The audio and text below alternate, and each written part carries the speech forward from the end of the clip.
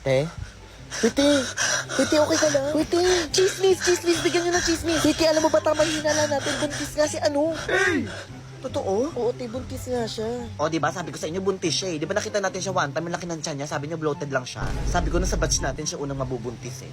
O, kilala niyo ba yung tatay? Eh, di yung jowa niya. Mali. Ay, sorry. Yung jowa ng best friend niyang tatay. Ay, God, kaya pala hindi na nagpapapasok si Babe. Kaya pala. Eh, alam mo ba kung kailan pa sana ang project natin? Hindi ko alam, te.